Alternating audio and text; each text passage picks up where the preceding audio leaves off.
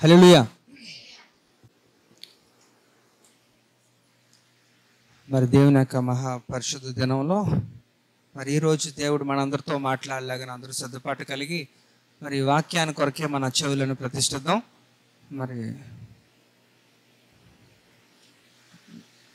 రేపు మనకి యథావిధిగా మనకి హోలీ కమ్యూనియన్ ఉంటుందండి, ఈ యొక్క ప్రభు బల కార్యక్రమం.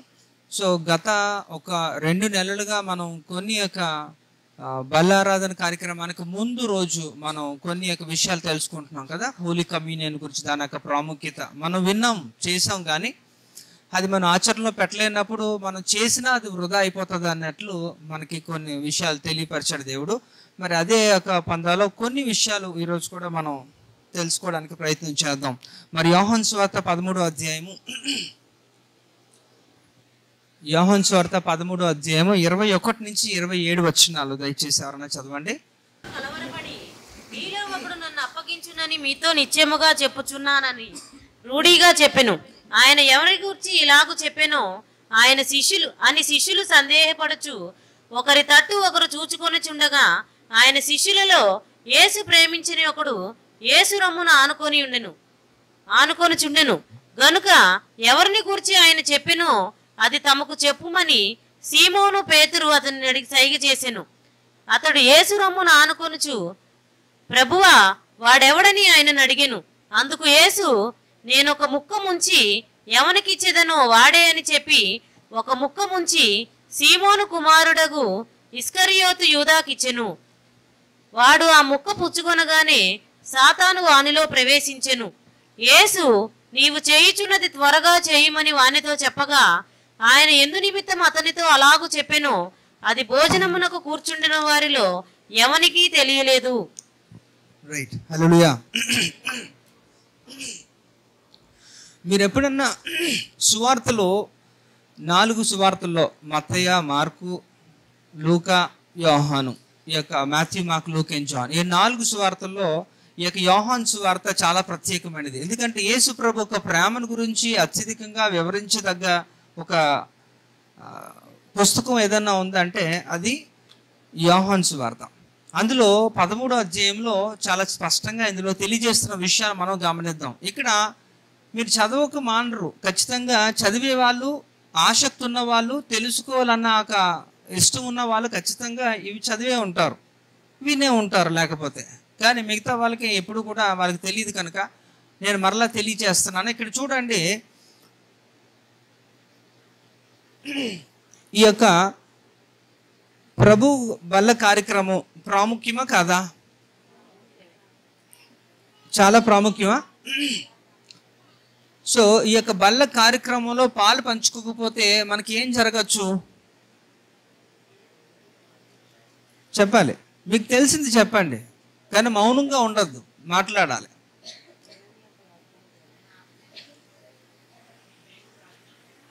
గట్టి చెప్పండి రా. దేవుని రాజ్యంలోకి ప్రవేశం లేదు కదా. మరి ఇక బల్ల కార్యక్రమంలో మనం పాలు పంచుకోవాలనుకుంటే మనకి కావలసిన అర్హతలు ఏంటి?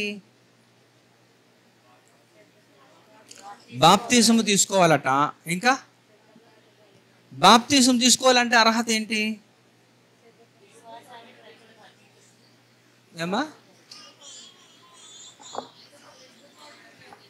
నాకు వినపడట్లేదా, లేకపోతే ఫ్యాన్ సౌండ్ వలన అలా ఉందా? గట్టిగా మాట్లాడండి. అంటే మారు మనసు ఎవరైతే పొందగలుగుతారో, మారు మనసు పొందిన వారు మాత్రమే ఈ యొక్క నీటి బాప్తిసము తీసుకోవాలి. నీటి బాప్తిసం తీసుకోగలిగిన వారే, తీసుకున్న వారే ఈ యొక్క బల్ల కార్యక్రమంలో పాలు పంచుకోవాలి. ఇది ఒక లింక్ కదా. సో ఇప్పుడు మనం తెలుసుకోవాల్సింది ఏంటంటే, అంటే ఈ యొక్క బల్ల కార్యక్రమం, ఈ యొక్క హోలీ కమ్యూనియన్ అనేది చాలా ప్రాముఖ్యమైనది. అది ఒకవేళ కానీ మనం కానీ పాలు పంచుకోకపోతే మనం పరలోకం మిస్ అయిపోయే అవకాశం కూడా ఉంది కదా అని మనకు ఒక క్లారిటీ ఉంది కదా. మరి ఎంత ప్రాముఖ్యమైనది. ఇంకా ఈ యొక్క బల్ల కార్యక్రమంలో పాలు పంచుకున్న వారు యోగ్యులుగా, నీతిమంతులుగా ఎంచబడిన వారట. వారిని దేవుడు ఏం చేస్తాడంటే వారి మీద దేవుని యొక్క పునరుద్ధాన శక్తి వస్తుంది. The resurrection power will be coming. అంటే అంతటి శక్తి వస్తుంది. అంటే దాని వలన నీకు నిజంగా యథార్థంగా నువ్వు కానీ ఇందులో పాలు పంచుకుంటే నీ యొక్క రోగములు, శాపములు, పాపములను కూడా దేవుడు తీసివేయిస్తాడు. ఇది అంతటి యొక్క ప్రాముఖ్యమైన విషయం కదా. మరి ఇలాంటి దాంట్లో మీరు గమనించండి, ఇంతటి యొక్క ప్రాముఖ్యత కలిగిన బల్ల కార్యక్రమం ఇక హోలీ కమ్యూనియన్లో అంతటి శక్తి ఉందని నమ్ముతున్నప్పుడు, ఇదివరకు చరిత్రలో మనకు పూర్వీకుల్లో ఒక జీవిత చరిత్రలో జరిగినప్పుడు, మన జీవితంలో జరిగినప్పుడు, ఇక్కడ యేసు ప్రభు ఒక శిష్యుడు అయిన ఇస్కరియోతు యోధా విషయంలో ఏం జరిగింది ఇక్కడ. అందుకే నేను చెప్తున్నాను, మీరు చదివి ఉంటారో లేదో నాకు తెలియదు, మీకు అలాంటి అవగాహన లేదేమో, కానీ మరలా ఒకసారి నేను చెప్పినప్పుడు అందులో గమనించండి. యోహాను సువార్త 13వ అధ్యాయం 27వ వచనం చదివితే చాలా ఆశ్చర్యం కలిగిస్తుంది ఈ మాట. వాడు ఆ ముక్క పుచ్చుకొనగానే సాతాను వానిలో ప్రవేశించెను. యేసు నీవు చేయుచున్నది త్వరగా చేయమని వానితో చెప్పగా ఆయన ఎందు నిమిత్తం అతనితో అలాగు చెప్పెను. అది చాలు. ఇక్కడ మీరు గమనించండి, ఇక్కడ యేసు ప్రభు ఒక శిష్యుడైన ఇస్కరియోతు యోధా, యేసు ప్రభు వారు ఇక హోలీ కమ్యూనియన్ ఇస్తున్నారట. ఎవరికి ఇస్తున్నారు? ఇక శిష్యులు అనబడిన ఒక 12 మంది ఆరితో ఉన్న వారికి యేసు ప్రభు వారు ఇస్తున్నారు. యేసు ప్రభు ఇస్తున్నప్పుడు ఎవరినూ అలా జరగలేదు. ఒక ఇస్కరియోతు యోధా ఆ ముక్క వాడు ఎప్పుడైతే తీసుకున్నాడో అక్కడ ఏంటట, వాడు ఆ ముక్కను పుచ్చుకొనగానే సాతాను వానిలో ప్రవేశించను. చాలా విచిత్రంగా ఉంది కదా. మీకు అర్థమైందా? అంటే అందుకని మీతోనే చెప్పించాను, ఈ యొక్క కార్యక్రమం చాలా ప్రాముఖ్యమైనది, అతి పరిశుద్ధమైనది కదా. ఈ కార్యక్రమంలో మనం పాలు పంచుకుంటే, when we partake in this, మనకి ఏం లభిస్తుందట? పరలోకానికి ప్రవేశము కూడా మనకి దీని వలన కలుగుతుందని మనం విన్నాం కదా. లేఖనాలు కూడా చెప్తున్నాయి. మరి అలాంటి యొక్క కార్యక్రమం అతి పవిత్రమైనది, పరిశుద్ధమైనది. అది దేవునికి నియమముగా నన్ను జ్ఞాపకము చేసుకొని మీరు ఇలాగూ చేయండి అని దేవుడు చెప్పినప్పుడు, అదే దేవుడు తన శిష్యులకి పంచుతున్నప్పుడు, ఆ శిష్యుల్లో ఒకడైన ఇస్కరియోతు యూదా ఆ ముక్క తీసుకొని వాడు తినడానికి ట్రై చేసినప్పుడు వాడిలో ఒక ప్రత్యేకమైన ఒకటి జరిగిందట. అదే ఈరోజు మనం మాట్లాడుకోవాలి. ఎందుకు ఇలా జరిగింది? మీరు ఎప్పుడైనా కనీసం, అంటే అదే చెప్తున్నాను, బైబిల్ చదివితే మీకు ఇందులో అవగాహన కలుగుతుంది. మీరు ఎన్ని సంవత్సరాలుగా మీరు ఈ యొక్క కార్యక్రమంలో పాలు పంచుకుంటున్నారు, కానీ దాని యొక్క విశిష్టత తెలియకుండా మీరు ఎంత చేసినా సరే అది సున్నా, దానివల్ల ప్రయోజనం కలగదు, అది వృధా అయిపోతుంది. అందుకనే నేను గత 2 నెలలుగా నేను ఈ యొక్క విషయం గురించి ధ్యానిస్తున్నాను. ఇది ఒక 3వ నెల. చాలా ప్రాముఖ్యమైన విషయాలు మనం తెలుసుకోవడానికి దేవుడు మనకి అవకాశాన్ని కల్పిస్తున్నప్పుడు దాన్ని తెలుసుకోండి. దానివల్ల మీకు ఆశీర్వాదం.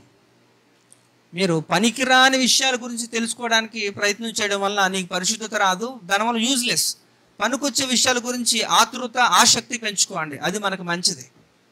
ఈరోజు సిద్ధపాటు దినంగా ఈ యొక్క ఉపవాస కూడికగా మనం ఇక్కడ కలిసి కూర్చున్నప్పుడు, నేర్చుకుంటున్నప్పుడు ఇది మనకు ఉపయోగపడాలి. మన జీవితాన్ని ఇది కట్టాలి. ఇది మన జీవితాల్లో, కుటుంబాల్లో, సంఘములో ఆశీర్వాదంగా మారాలి. అది ఉపయోగం, అంతే. అది మానేసి ఇంకా వేరే పనికిరాని విషయాల కొరకు మీరు ఆరాటపడడంలో ఎటువంటి ఉపయోగం లేదు. అది మాత్రం తేట తెల్లం. కనుక రేపటి దినాల్లో మనం అందరం కూడా పార్టిసిపేట్ చేయబోతున్నప్పుడు దీని యొక్క విశిష్టత ఇంకా సంపూర్ణంగా మనం తెలుసుకున్న రోజు అది మీకు ఉపయోగపడుతుంది. లేకపోతే మీరు ఏమీ తెలుసుకోకుండా యథావిధిగా ప్రతి నెలలో మొదటి ఆదివారం నాకు ఉంటుంది కనుక మేము వెళ్ళి అందులో ఖచ్చితంగా పాలు పంచుకోవాలనే ఆలోచన, ఆసక్తితో మీరు వచ్చి వీటి గురించి తెలుసుకోకుండా, అవగాహన లేకుండా మీరు పార్టిసిపేట్ చేసినా దాని యొక్క రిజల్ట్ ఏమి ఉండదండి. దానివల్ల మనం వేస్ట్, ఊరికినే మనం ఏదో ఒక ద్రాక్ష రసాన్ని కొద్దిగా మనం పుచ్చుకున్నట్టుగా ఒక బ్రెడ్ పీస్ మనం తినడమే అంతే తప్ప దానివల్ల ఏమి ఉపయోగం ఉండదు. ఇది నువ్వు తీసుకుంటే దేవుని యొక్క శరీరము నువ్వు తింటున్నట్టు, దేవుని యొక్క రక్తాన్ని నువ్వు త్రాగుతున్నట్టుగా నువ్వు భావించి విశ్వాసముతో ఆయన చెప్పిన పైన విషయాలన్నీ కూడా మన జీవితంలో మనం అలవాటు చేసుకోగలిగితే అప్పుడు దీని యొక్క పునరుద్ధాన శక్తి మీలో పనిచేస్తుంది. అప్పుడు మీరు ఏదైతే దేని కొరకైతే విమోచించబడాలని ఎదురు చూస్తున్నారో, వేటి నుంచి మీరు బయటికి రావాలనుకుంటున్నారో, ఏది మీరు ఆశిస్తున్నారో అవన్నీ కూడా దేవుడి యొక్క సంకల్పము చొప్పున అవన్నీ కూడా యథావిధిగా జరిగిస్తాడు దేవుడు. అందుకే ఈరోజు ప్రత్యేకంగా ఈ యొక్క విషయాన్ని మీకు తెలియజేస్తాను. ఇక్కడ చూడండి, ఇక్కడ ఇస్కరియోతు యూదా యేసు ప్రభుకుంటున్న 12 మంది శిష్యుల్లో చదువుకున్న వారు ఇద్దరు వ్యక్తులు. ఒకటి మత్తయ్య, సొంకరి, ట్యాక్స్ కలెక్టర్, పన్నులు వసూలు చేసేవాడు మత్తయ్య. ఇంకా ఇస్కరియోతు యూదా. వాళ్ళందరితో పోల్చుకుంటే ఇస్కరియోతు యూదానే ఎకనామిక్స్ చదువుకున్నాడట. అర్థశాస్త్రాన్ని ఒక రేంజ్లో ఆ రోజుల్లోనే అంతటి గొప్ప చదువరు ఎవరున్నారంటే అది ఇస్కరియోతు యూదానే. అందుకు వాడికి బాగా తెలుసు కాబట్టి ఆ యొక్క తన దగ్గర ఉంటున్నాక ఆ కానుకలు, ఆ డబ్బు సంచి అంతా కూడా ఎవరి దగ్గర ఉంది? ఇస్కరియోతు యూదాకి దేవుడు అప్పగించాడు.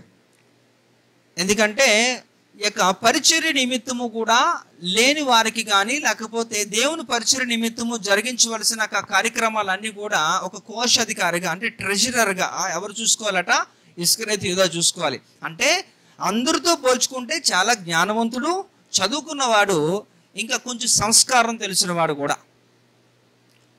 మిగతా వాళ్ళందరూ చాలామంది చదువులు పెద్దగా లేదు, పామరులు లాంటి వారు. మత్తయి కొంచెం ఇస్కరియోతు యూదాతో పోల్చుకుంటే కొంచెం చదువుకున్నాడు.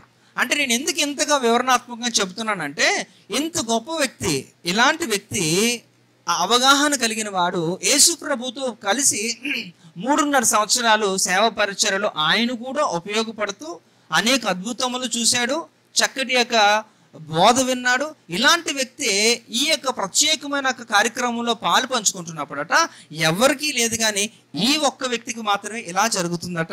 వాడు ఆ మొక్క పుచ్చుకోగానే సాతాను వారిలో ప్రవేశించను.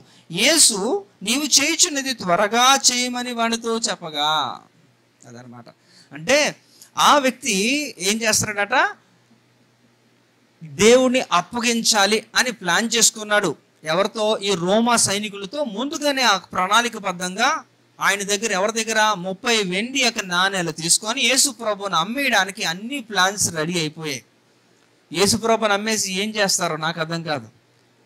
ఇక్కడ అన్ని రెడీ చేసుకున్నాడట యేసు ప్రభు. అందుకే అంట నువ్వు ఏం చేయాలనుకుంటే త్వరగా చేయి, ఏం చేయాలనుకుంటే త్వరగా చేయి అంటున్నప్పుడు ఎవరికి అర్థం కావట్లేదు, కానీ యేసు ప్రభు ఎవరిని ఉద్దేశించి అంటున్నాడో వాడికి మాత్రం క్లారిటీగా అర్థమవుతుంది. అందుకనే అక్కడ ఉండలేకపోయాడు, ఆ పరిస్థితుల్లో ఉండలేకపోయాడు. వెంటనే ఏం చేశాడట? లెగిసి వెళ్ళిపోతున్నాడు.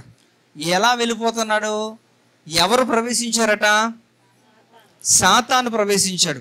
వాటిలో సాతాను ప్రవేశించినప్పుడు వెంటనే లెగిసి వెళ్ళిపోతున్నాడు. అయితే నువ్వేం చేయాలనుకుంటూ చెయ్యి, నన్ను అప్పగించాలనుకున్నావు కదా, అప్పగించు, నో ప్రాబ్లం. ఎందుకంటే అసలు నేను వచ్చిందే నన్ను నేను అప్పగించుకోవడానికి, నువ్వెవడు నన్ను అప్పగించడానికి. వాస్తవంగా చెప్పాలంటే చాలామంది అంటారు, కొంతమంది యేసు ప్రభు వారు పాపులను రక్షించడానికి ఈ యొక్క లోకానికి వచ్చారు కదా, యేసు ప్రభు వారు సిలువ త్యాగం చేస్తే గాని సర్వమానవాళికి కూడా పాప పరిహారం లేదు కదా, కనుక ఆ విషయంలో ఈ యొక్క ఇస్కరియోతు యూదా వాడబడ్డాడు కదా, అది దేవుని చిత్తములో ఒక భాగమే కదా అని ఇస్కరియోతు యూదా గురించి మాట్లాడతారు చాలా పండితులు లాంటి వాళ్ళు.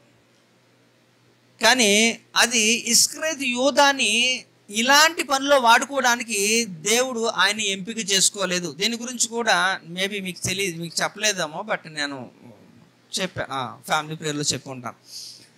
ఇస్కరియోతు యూదా వాజ్ నాట్ అపాయింటెడ్. ఇస్కరియోతు యూదా ఆయన ఎంపిక చేయబడలేదు. ఏ విషయంలో? యేసు ప్రభు సిలువ త్యాగం విషయంలో, యేసు ప్రభు వారిని అప్పగించబడడం విషయంలో ఈ యొక్క ఇస్కరియోతు యూదా పాత్ర ఎంత మాత్రమూ లేదు. కానీ దేవుని చిత్తానికి వ్యతిరేక దిశలో ఈ యొక్క వ్యక్తి వచ్చాడు.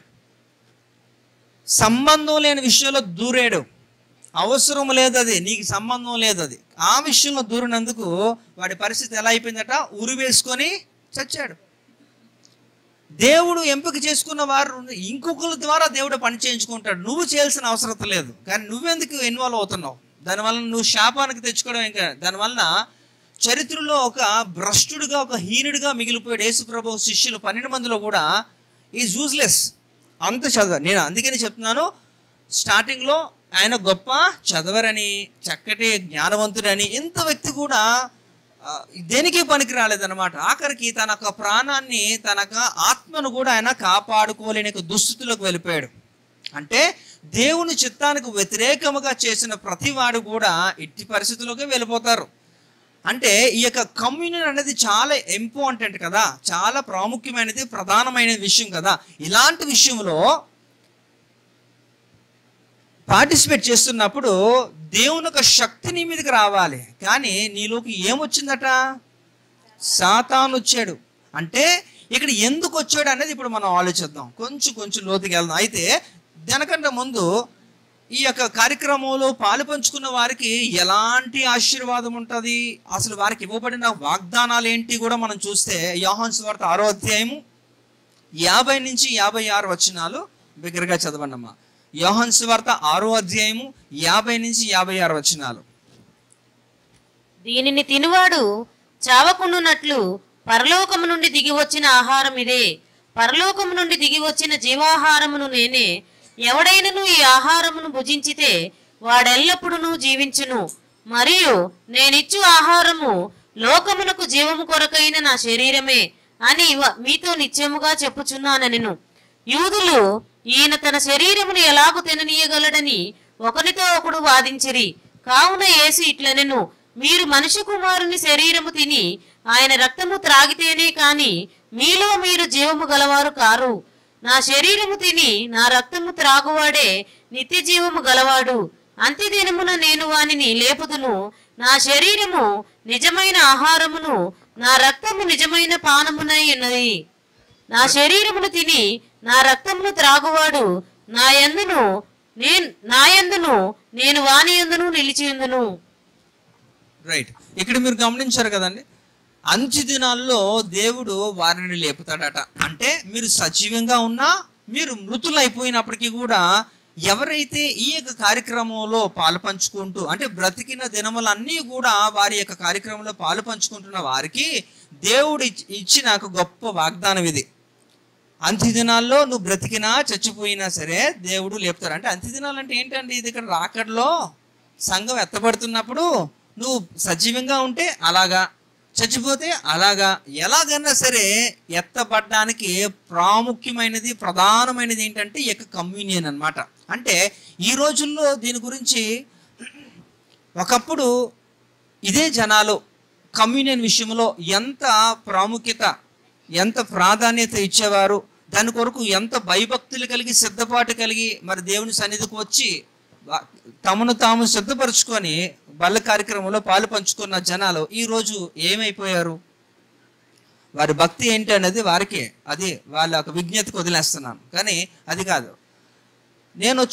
నేను రాక మునిపే, నేను ఇంకా ఇక్కడికి బెంగళూరు నుంచి ఇంకా రాక మునిపే, నేను అప్పట్లో విజిటింగ్కి వచ్చి వెళ్తున్న సందర్భంలో ఒక సహోదరుడు, ప్రధానమైన ఒక ప్రాముఖ్యమైన ఒక సహోదరుడు చర్చిలో, ఆ వ్యక్తి నాతో ఏం చెప్పాడంటే, శనివారం నేను ప్రార్థనకు రాకపోతే నా కాళ్ళు చేతులు వణుకుపోతాయి అని చెప్పాడనమాట.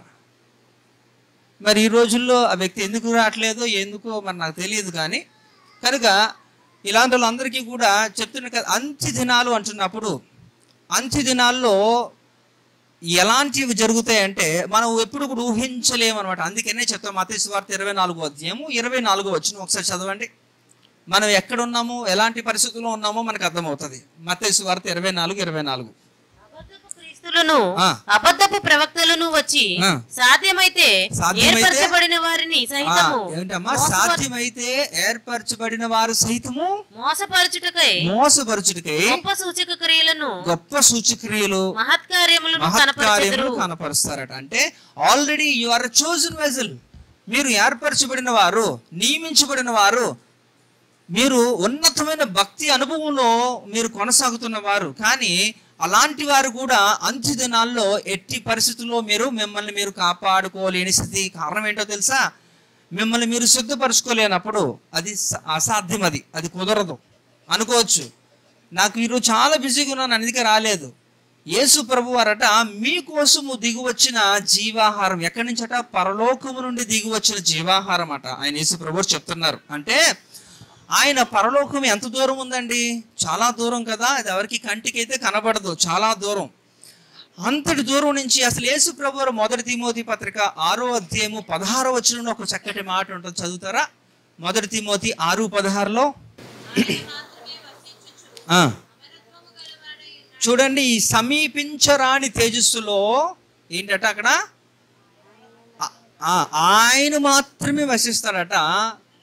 అమరత్వము కలిగి అంటే ఏ మనిషి కూడా, ఏ మానవుడు, ఏ దూత కూడా, మళ్ళీ చెబుతున్నాను, మీరు అనుకోవచ్చు పరలోకంలో దూతలు ఉంటాయి కదా, కోటాను కోట్ల దూతలు ఉంటాయి కదండి అంటే, అవి దూతలు యేసు ప్రభు వారి దగ్గరలా అక్కడ ఎవరు ఉండవు దూతలు. అయితే దూతలు ఎక్కడుంటే పరలోకంలో ఉంటాయి, కానీ దేవుడున్న సన్నిధికి వాటికి కూడా చాలా డిఫరెన్స్ ఉంది. నేను చెప్తున్నా, ఎవరు సమీపించరా అని తేజస్ అంటే even it will work for angels also. అంటే దూతలు కూడా సమీపించలేనంత తేజస్సులో దేవుడు ఉంటున్నాడు, అమరత్వం కలిగి అక్కడ వసిస్తున్నాడట. అలాంటి సందర్భంలో దేవునికే ఒక ఆలోచన కలిగింది ఏంటంటే, అయ్యో నా దగ్గరికి అయితే ఎవరు రాలేకపోతున్నారు కదా, సో ఎవరు నా దగ్గరకు రాలేనప్పుడు వారిని నేను ఏ విధంగా వారి యొక్క బాధలను అర్థం చేసుకుంటాను, లేకపోతే నన్ను వాళ్ళు ఎలా అర్థం చేసుకుంటారు, కనుక నేనే I will take one decision అని చెప్పారన్నమాట. యేసు ప్రభు వారు ఏం చేశారంటే ఒక నిర్ణయం తీసుకున్నారు. ఆ నిర్ణయమే ఇక్కడ ఏం చేశారంటే యోహాను సువార్త 1వ అధ్యాయము 14వ వచనంలో అది నెరవేర్చారు. ఏంటది? ఇవన్నీ కంటతుండాలి, మీకు చదవాలి. కృపా సత్య సంపూర్ణుడుగా మన మధ్యలో నివసిస్తున్నారట. ఎందుకంటే ఎవరు ఆయన దగ్గరికి వెళ్ళలేరని ఆయనకు తెలిసినప్పుడు ఆయనే మన దగ్గరికి రాదలుచుకున్నాడు. హల్లెలూయా. ఆయన అంటే పరలోకము నుండి దిగి వచ్చిన మన్నాగా ఆయన మన యొద్దకు వస్తున్నప్పుడు, నేనే జీవాహారం అంటున్నప్పుడు, నన్ను మీరు భుజించాలంటున్నప్పుడు, దేవుడు ఎంత స్పష్టత ఇస్తున్నప్పుడు కూడా మీకే దౌర్భాగ్య స్థితిలో ఉన్నారు. మీరు రాలేని స్థితిలో ఏముంటారు? దేవుడే పరలోకాన్ని విడిచిపెట్టారు. ఎందుకంటే మీరు ఎటు తిరిగి అటైపు వెళ్ళలేరు కాబట్టి ఆయన ఇక్కడికి రావాలని అంచుకున్నప్పుడు, ఆయన ఇక్కడికి వచ్చినప్పుడు ఆ సిద్ధపాటికి కూడా మీరు రాలేని దుస్థితి ఏంటి అంటే, మీరు మీ ఎంత ఉన్నతమైన భక్తుల్లో మీరు కొనసాగుతున్నారో మీరు అర్థం చేసుకోండి. ఇది ఆవేదనతో మాట్లాడుతున్నది. ఎందుకంటే ఒకప్పుడు మీరు ఇదే జనాలు, కొత్త వాళ్ళేం కాదు, అందరూ పాతోలే, you know what you are కదా. కనుక సిద్ధపాటు మీరే కావాలనుకున్నారు. మనం తీసేసాం కదా, శనివారాలు మనం తీసాం. ఇదివరకు అయితే మనకి ప్రతి శనివారం కూడా ఉండేది. అంటే మంత్లీ 8 times ఉండేది కదా, 2 Saturdays 2 Sundays కదా. ఈ రోజుల్లో నెలకు ఒక్కసారి ఏమనుకుంటుంది, ఆ ఒక్కసారి కూడా ఇలా ఉంటుంది అనమాట. ఏమనాలి, ఇంకా పనేనా? అదే ఇంపార్టెంటా? అంత ఇంపార్టెంటా? దేవుని సన్నిధి కంటే ఇంపార్టెంట్ అనేది ఏదైనా ఉందంటే మీరే చెప్పాలి. మీరు ఆశీర్వాదం కావాలి, దేవుని యొక్క కాపుదల కావాలి, దేవుని సన్నిధి వద్దంటే అంత దౌర్భాగ్యం. అది మంచి పద్ధతి కాదు. అది రాలేని వాళ్ళందరూ కూడా అప్లై చేసుకోవాలి, స్వపరీక్ష చేసుకోవాలి, సరి చేసుకోవాలి, అంతే. కనుక ఇక్కడ మనం ఆలోచించవలసిన విషయం ఏంటంటే, దేవుడే తన్ను తాను ఏం చేసుకున్నారట, తగ్గించుకొని. ఫిలిప్పీ రాసిన పత్రిక 2వ అధ్యాయము 6 నుంచి 8 వచనాల్లో ఆయన ఎంతగా తగ్గించుకుంటే మన దగ్గరికి రాగలిగాడు. చదువుతారా? ఆయన దేవుని స్వరూపము కలిగిన వాడయుండి దేవునితో సమానముగా ఉండుట విడిచిపెట్టకూడని భాగ్యమని ఎంచుకొనలేదు, కానీ మనుషుల పోలికగా పుట్టి దాసుని స్వరూపమును ధరించుకొని తను తానే రిక్తునిగా చేసుకొని, మరియు ఆయన ఆకారమందు మనుషుడిగా కనబడి మరణము పొందినంతగా సిలువ మరణం పొందినంతగా విధేయత చూపిన వాడే తాను తగ్గించుకుని. ఎవరు తగ్గించుకుంటారండి? మిమ్మల్ని మీరు తగ్గించుకోమంటే తగ్గించుకోరు కదా. తగ్గించుకుంటే ఈరోజు వచ్చేవారు కదా, తగ్గించుకోరు. యేసు ప్రభు తగ్గించుకొని మన దగ్గరకు వచ్చినప్పటికీ కూడా ఆయన శరీరాన్ని భుజించలేని అంత దౌర్భాగ్య స్థితిలోకి మనం వెళ్ళిపోతున్నామంటే అది ఒకసారి ఆలోచించుకోవాలి. ఇది వ్యక్తిగత పరిశీలన చేసుకోవాల్సిన అంశం. అంటే నేను ఎందుకు చెప్తున్నానంటే, ఈ యొక్క దేవుడు మనకు చేసిన ఒక వాగ్దానాలు ఏంటంటే ఎంతో గొప్పమైన వాగ్దానాలు కదా. అంటే అంత్య దినాల్లో వారిని లేపుతాను నేను. ఎవరైతే నా శరీరాన్ని నా రక్తాన్ని త్రాగి భుజిస్తారో వారే ఏమవుతారట, నిత్య జీవానికి వారసులు అని ఇంత కరాఖండిగా స్పష్టంగా దేవుడు చెప్తున్నాడు. ఎందుకంటే అనేకమైన వాగ్దానాలు దేవుడు మనల్ని నింపుతున్నాడు, మనల్ని బలపరుస్తున్నాడు. ఎంత గొప్ప ఈ యొక్క ప్రక్రియలో, ఈ యొక్క కార్యక్రమంలో మనం పాలు పంచుకుంటే మనకి జరిగే ఇన్ని ఇలాంటి జరుగుతాయి. అయితే ఇక్కడ యేసు ప్రభుని నువ్వు చూడలేదు, నేను చూడలేదు వాస్తవంగా. ఎందుకంటే మనం ఆయన పరిశుద్ధాత్మను మనం అనుభవించినాక అనుభవం మనకు ఉండొచ్చు, కానీ ముఖాముఖిగా నువ్వు యేసు ప్రభుని చూసినట్టు, శిష్యులు చూసినట్టు నువ్వు నేను చూడలేదు కదా. ఎందుకంటే ఆయనతో మనం పని చేయలేదు. ఆ కాలంలో 1వ శతాబ్దంలో మనం లేము. కనుక అంటే ఇక్కడ ఎందుకు చెప్తున్నానంటే అంతటి గొప్ప అనుభవం కలిగిన వాడు ఇస్కరియోతు యూదా. ఆ 13 అధ్యాయంలో మనం చూస్తే అక్కడ ఏంటట 27లో చదువమ్మా సరే 13వ అధ్యాయం 27 వచనం. స్లో అయిపోతున్నావు. వాడు ఆ ముక్క పుచ్చుకొనగానే సాతాను వానిలో ప్రవేశించెను. యేసు నీవు చేయుచున్నది త్వరగా చేయమని వానితో చెప్పగా. ఎవరు? ఇస్కరియోతు దేవునితో పరిచర్య చేసిన వాడు, జ్ఞానవంతుడు, తెలివైన వాడు, సంస్కారవంతుడు, అన్ని తెలుసు. అలాంటి వ్యక్తే ముఖాముఖి పరిచయం ఉండి ఆయన ముట్టుకొని ఆయన బోధలు విని కల్లారా ఆయన అనేక అద్భుతములు చూశాడు. ఎవరు? ఇస్కరియోతు యూదా యేసు ప్రభు వారితో పాటు కలిసి చేసినప్పుడు. ఇలాంటి వ్యక్తి దేవుడు 12 మంది శిష్యులకి కూడా ఆ కార్యక్రమంలో ఏం చేస్తారట, ఆ హోలీ కమ్యూనియన్ ఇస్తున్నప్పుడు ఏం చేస్తున్నారట, అది ఆయన తీసుకుంటున్నప్పుడు ఆయనలో సాతాను ప్రవేశించడం అనేది చాలా మనం ఆలోచించదగ్గ విషయం. ఇక్కడ ఎందుకు ఆయనలో సాతాను ప్రవేశించాడు? ఎందుకంటే దేవుడు ఇచ్చిన వాగ్దానం ఏంటి? అంచె దినాల్లో లేపుతానని, నిత్య జీవానికి వారసులని, ఇదే నిజమైన ఆహారము, ఇదే నిజమైన పానీయం అని ఎంతగా చెప్తున్నాడు కదా.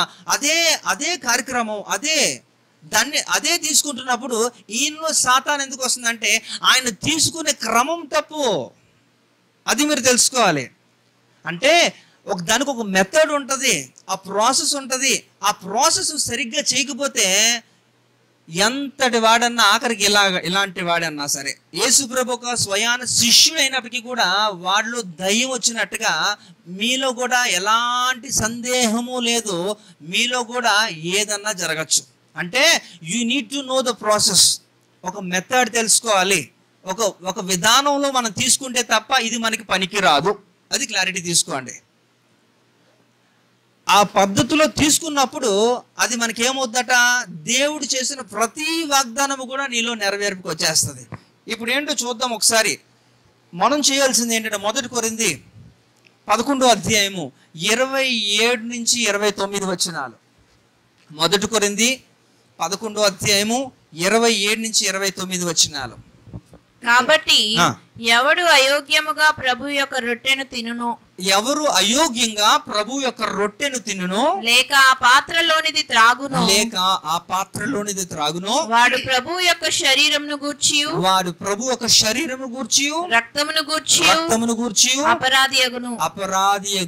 కాబట్టి ప్రతి మనుషుడు తన్ను తాను పరీక్షించుకొనవలెను. రైట్. అంటే అలాగున చేసి కాబట్టి ఏం చేయాలట, ఎవరు ఈ యొక్క కార్యక్రమంలో దాని గురించి విలువలు తెలుసుకోకుండా, మా పాస్టర్ ఇస్తున్నాడు, మాకు ఒక చర్చ్ ఉంది, మాకు అవకాశం ఉంది, నేను బాప్టిజం తీసుకున్నాను, మారుమనసు పొందాను, కనుక ఇది ఆచారంగా నేను తీసుకుంటాను అని మీరు కూడా వచ్చి సీరియస్గా వచ్చి కూర్చుంటే, మేము ఇచ్చినప్పుడు తీసుకుంటుంటే మీరు యోగ్యులుగా ఎంచబడరు. అంటే దీనికి ఒక ప్రాసెస్ ఉంది, ఒక మెథడ్ ఉంది కదా. ఏం చేసుకోవాలట, తన్ను తాను ఏం చేసుకోవాలట, తగ్గించుకోవడం కాదు, పరీక్షించుకోవాలట.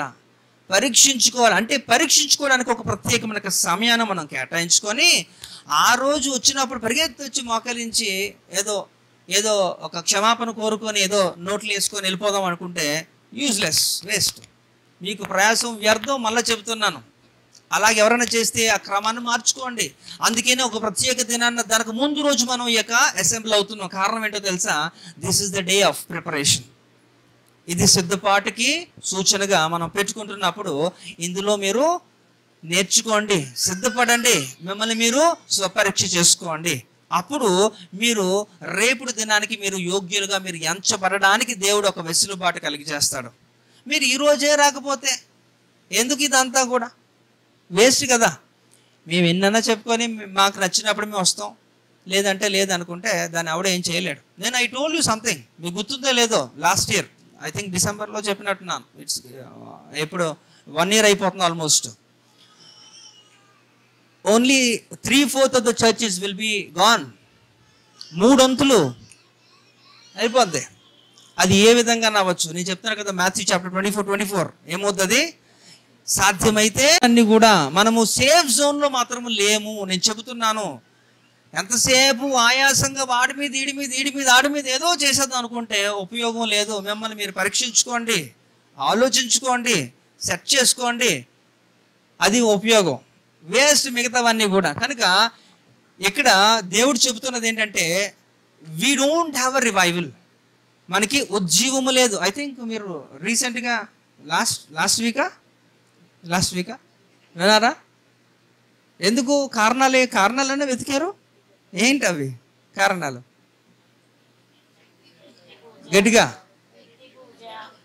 గడ్డి పూజ, వ్యక్తి పూజ, ఓకే, వ్యాపారం,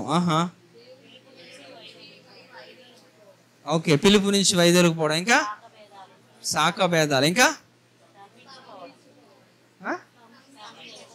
ఎలాగా మనం ఎక్కడికి వెళ్ళాం కదా, ఇక్కడే ఉంటాం అంతే. సరే, కనుక యేసు ప్రభు వారు చెప్తున్నారు, ఆదికాండం 1వ అధ్యాయము 28వ వచనంలో ఒక మాట ఏంటట, దేవుడు ఏం చెప్తున్నాడు?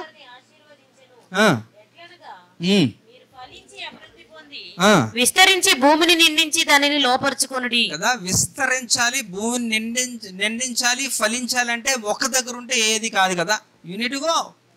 మార్క్స్ వార్త 16వ అధ్యాయం 15వ వచనంలో మీరు సర్వలోకానికి వెళ్ళి సర్వ సృష్టికి సువార్తను ప్రకటించుడి అంటున్నాడు కదా. కానీ మనం ఎక్కడికి వెళ్ళాం? మన చర్చికే రాము. ఇంక సువార్త విషయం వదిలేయండి. ఇంకా చెత్త మాత్రం సువార్తలో ప్రకటిస్తాం, కానీ సువార్త మాత్రం అసలు మనం ప్రకటించాం. అదే మనలో ఉన్న డ్రాబ్యాక్. కనుక ఇప్పుడు అర్థం చేసుకోవాల్సిన విషయం ఏంటంటే, ఇక్కడ దేవుని సన్నిధిని అనుభవించాలి అనుకున్న వారు ప్రార్థన పూర్వకంగా వచ్చినప్పుడు ఖచ్చితంగా మీరు అది పొందుకొని మీరు వెళ్తారు. మీరు ఏదో వెళ్ళాలని యాదృచ్ఛికంగా మీరు కానీ ఇక్కడ ఒక మెకానికల్ లైఫ్తోని వెళ్ళాలి అని నామకార్థులుగా వస్తే మాత్రం మీకు బోరుగా అనిపిస్తుంది, నిద్ర వస్తుంది, ఇలాంటివే ఉంటుంది. నాకు అక్కడికి వెళ్ళబోద్ది ఏంటి ఇక్కడ ఏమంటుంది? సినిమా వేస్తామా? ఇక్కడ మిమ్మల్ని ఆకర్షించడానికి ఏమైనా చేయాలి? ఇక్కడ అవసరం లేదు. అలాంటి చెత్త చెదారం మనం అస్సలే ఎంటర్టైన్ చేయం. వాక్యం అంతే. ఇక్కడ జోకులకి కథలకి కూడా మనకి సమయం లేదు. అయిపోయా ఆ డేస్ అన్నీ అయిపోయాయి.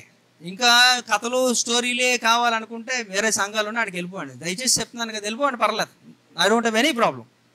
ఇక్కడికి వస్తే మాత్రం మీరు ఏదో నేర్చుకొని మీరు ఆశీర్వదించబడి మీరు ఇతరులకు దీవెనకరంగా మారితే తప్ప మిగతాది వేస్ట్. కనుక ఇప్పుడు మనం ఆలోచిస్తే దేవుడు చాలా స్పష్టంగా తెలియజేస్తున్న విషయం ఏంటంటే, ఇది ఒక విధానంలో కానీ తీసుకోకపోతే వారు అయోగ్యుడిగా ఎంచబడతాడు. అంటే వాడు యోగ్యుడిగా ఎంచబడడు. వాడు యోగ్యుడిగా ఎంచబడలేనప్పుడు దేవుని యొక్క రక్తం గురించి, శరీరం గురించి వాడు అపరాధి అయిపోతాడట. అంటే శాపగ్రస్తుడు అయిపోతాడు. అంటే దేవుడు చూడండి, మనకేదన్నా మనకున్న ఒక వ్యక్తిగత విషయంలోనో లేకపోతే ఏదన్నా ఒక వైరాగ్యంలో మనం ఉండి, లేకపోతే ఇతర ఏదన్నా కార్యక్రమంలో మనం శపించబడి లేకపోతే ఇతర దాంట్లో మనం చిక్కుకుంటే వాటి నుంచి మనల్ని విమోచించేది దేవుడు. అదే దేవుడి దగ్గర నుంచి నీకు శాపం తెచ్చుకుంటే నిన్నెవడు విడిపిస్తాడు? ఇంకా మర్చిపోండి, ఇంకా వేస్ట్.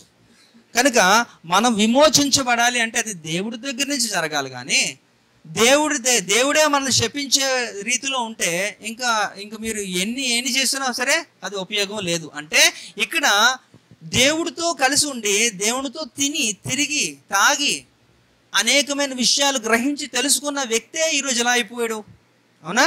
ఏమైపోయాడు? వాళ్ళలోకి ఏమొచ్చిందట? సాతాను ప్రవేశించినప్పుడు దేవుడు అంటున్నాడు, నువ్వేం చేయాలనుకున్నా చేయి అంతే. ఆ తర్వాత అప్పగించిన తర్వాత ఆ పరిస్థితి ఏమైపోయాడు? అక్కడి నుంచి మళ్ళీ ఇంకా యూదా ఇస్కరియోతు కనబడ్డ బైబిల్లో. అంతేనా? అంతే. నేను చెబుతున్నాను, పనికొచ్చిన వాటి కొరకు మీరు ప్రయాసపడండి.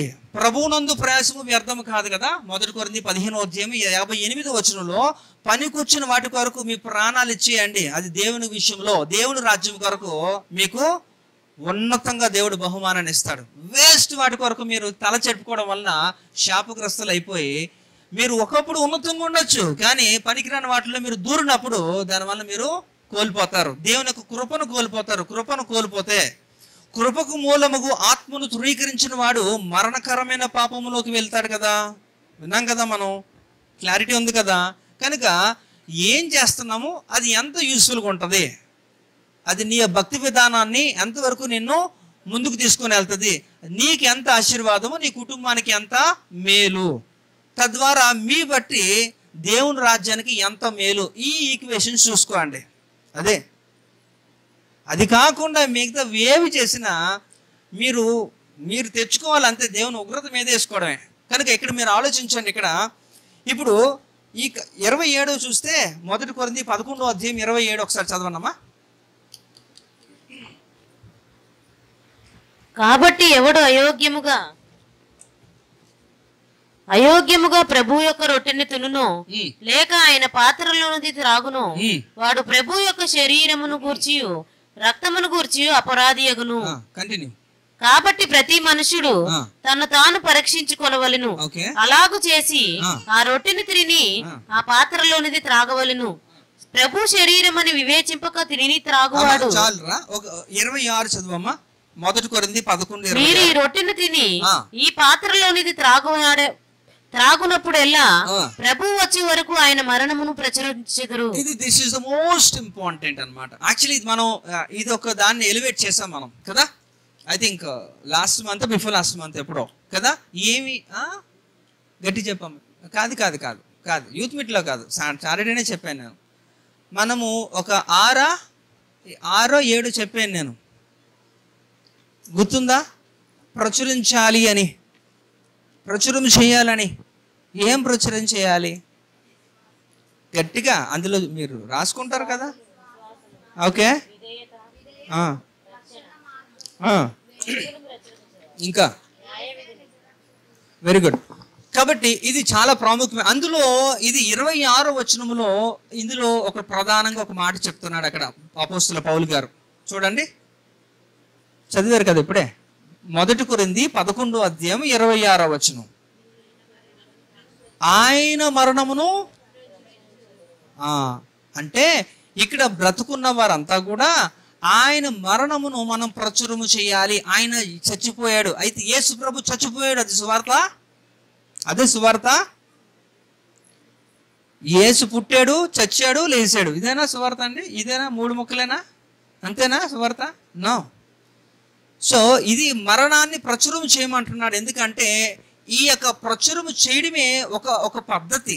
ఈ యొక్క క్రమంలో మనకి కలిగే అనేకమైన ఆశీర్వాదాలు. ఎన్ని ఆశీర్వాదాలు అంటే ఇప్పుడు మనకు లోతుగా మనం వెళ్తే మనం మాట్లాడుకొని మనం ముగించేసుకుందాం. హల్లెలూయా. అయితే ఇక్కడ మనం చూస్తే దేవుని యొక్క మరణాన్ని మనం ప్రచురం చేయాలి. మరణాన్ని ప్రచురం చేయాలంటే మరణం ఏం జరిగింది, ఏమైంది అనేది మనం పబ్లిష్ చేయాలట. మనం చెప్తాం. ఇప్పుడు సాక్ష్యం చెప్పమంటే భలే చెప్తారు కదా మీరంతా కూడా, రైట్? అంటే మీకు ఏదో రీజన్ ఉంటుంది. అంటే కాలు నొప్పో, జ్వరమో, లేకపోతే అప్పు సమస్యో, లేకపోతే ఏదో ఇబ్బందుల్లో పడుతున్నారు. కానీ ఎంత చక్కగా చెప్తారండి, డీటెయిల్గా చెప్తారు కదా. నేను ఇలా నుంచున్నాను, ఇలా కూర్చున్నాను, ఇలా టాబ్లెట్ వేసుకున్నాను, ఇలా నీళ్ళు తాగాను, ఒకవైపు పడుకున్నాను, ఇంకో వైపు తిరిగాను, అయినా తగ్గలేదు, హాస్పిటల్కి వెళ్ళాను. ఎంత డీటెయిల్స్ ఇస్తారండి కదా. అంత డీటెయిల్స్ ఇస్తారు. కానీ దేవుని మరణాన్ని ప్రచురం చేసేదంటే ఎవడు డీటెయిల్స్ అవ్వడం. This is what. కనుక ఇక్కడ మన మరణాన్ని మనం ప్రచురం అంటే ఇది ఒక క్రమము, ఇది ఒక ప్రొసీజరు. ఈ ప్రొసీజర్లో కరెక్ట్గా ఫాలో అయితే మీరు యోగ్యులుగా ఎంచబడతారు. అది ఇక్కడ కాన్సెప్ట్. ఇప్పుడు చూద్దాం. ఇప్పుడు ఆ మరణములో, దేవుడి యొక్క మరణములో మనకి కలిగిన ఆశీర్వాదము, ఈవులు, వాగ్దానాలు ఏంటి అనేది మనం ఆలోచిస్తే మనకి ఆలోచిద్దాం. ఒకసారి చూద్దాం. యేసు ప్రభు వారు సిలువ మరణంకి అప్పగించబడినప్పుడు ముందు జరిగిన ట్రయల్ రన్ అంతా కూడా మీరు అర్థం చేసుకోవాలి. అందుకనే ఈ యొక్క యెషయా గ్రంథము 53 అధ్యాయము కూడా చదివిస్తూ ఉంటారు కదా. 1 కొరింథీ 11 అధ్యాయము 23 నుంచి 32 వరకు ఎలా చదువుతారో యెషయా గ్రంథము 53 అధ్యాయము కూడా చదివిస్తారు. అలాగే యోహాను సువార్త 6వ అధ్యాయము కూడా చదివిస్తారు. ఇలా కొన్ని ఉంటాయి క్రమాలు. సో ఇక్కడ మనం చూస్తే యేసు ప్రభు వారు సిలువకి అప్పగించడానికి ముందు జరిగింది ఏంటి మీరు చెప్పగలరా? ఒక మామూలు డ్రామటైజ్డ్గా చెప్పగలరా ఏం జరిగింది అనేది? యేసు ప్రభు వారిని అప్పగించే ఒక రాత్రి ఏం జరిగింది? అప్పగించబడిన తర్వాత ఏం జరిగింది? పోనీ ఎన్ని గుడ్ ఫ్రైడేలు అయిపోయాయో కదా. కానీ మనలోకి మాత్రం ఎలాంటి యొక్క లేదు. యేసు ప్రభువుకు దిగాల్సిన మీకు దిగితే అప్పుడు డీటెయిల్స్ ఇంత డీటెయిల్గా చెప్తారన్నమాట. చెప్పలే చెప్తారా? యేసు ప్రభు వారిని అప్పగించబడిన తర్వాత ఏం జరిగింది? సిలువకి అప్పగించడానికి రెడీ తీసుకొని వెళ్ళినప్పుడు ఏం చేశారు? యేసు ప్రభు అని ఇంట్రోగేషన్ చేశారా? ఏం చేశారు? గట్టిగా చెప్పాలి. తెలీదా? మరి సువార్త అంటే ఏం చెప్తారు? మీరు ఏం చెప్తున్నారు? పోనీ సువార్త ఎవరికైనా చెప్పాలనుకోండి, ఏం చెప్తారు? యేసు ప్రభు నిజమైన దేవుడు, నమ్ముకుంటే పరలోకం, లేకపోతే నరకం. ఇదేనా సువార్త? ఇదేనా? ఈ సువార్తలకి ఎప్పుడో కూడా ఏది అవదో.